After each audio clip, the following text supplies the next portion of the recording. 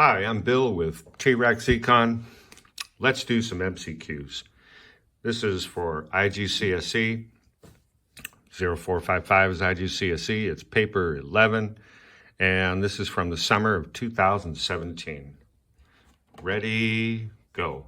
Oh, remember, do not write in any barcodes. That's a barcode.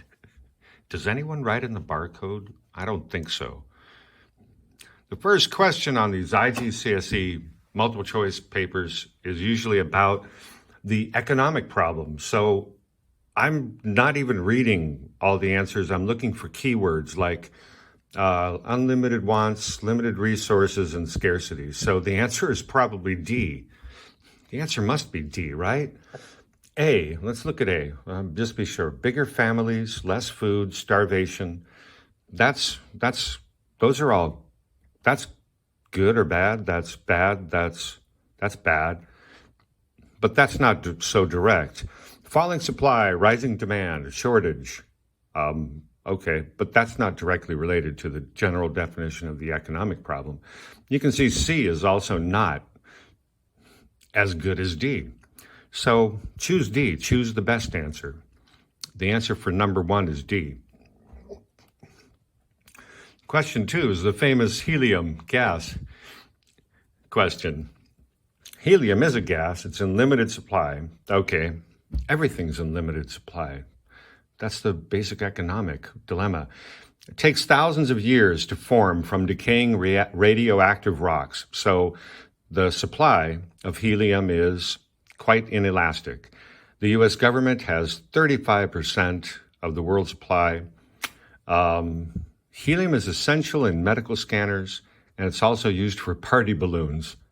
Some say that's wasteful. Which concepts can be applied to the above statement?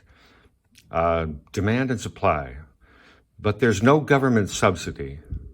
Everything is demand and supply, isn't it? So not A, because there's no government subsidy. B, excess demand, resource allocation. That's very general. They didn't say anything about excess demand. Factors of production, private monopoly. There's no private monopoly. D is opportunity cost and public sector. Well, the US government is the public sector, and opportunity cost is using helium for party balloons and not medical scanners. So for 2, the answer is D. This diagram shows a production possibility curve. Let's see.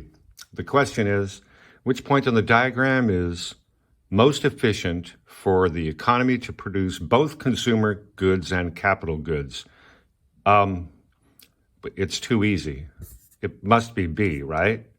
Because C is infeasible. D is producing all consumer goods, and A is producing all capital goods. So for 3, the answer must be B. That's too easy. Let's do number 4. Oh, good. Here's a diagram, market for a product. Which statement is correct? So which statement is true? W to X shows a shortage. W to X. W to X is a surplus. So A is not true.